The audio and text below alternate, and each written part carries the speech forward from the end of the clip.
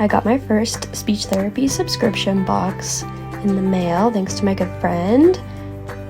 We have some workplace items in this first little bag. I clearly couldn't open it. It's a Be Kind pen, I love it, with a visual for antonyms and synonyms. Then we have a whole bag of themed items. This frog is so cute. And look at how cute these little squishy animals are. There was a horse and a duck, or chicken? Chicken, yeah, chicken. And this goat book.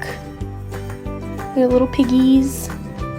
These kids at school are just gonna love this. This little squishy barn. Some more squishy things. Sensory.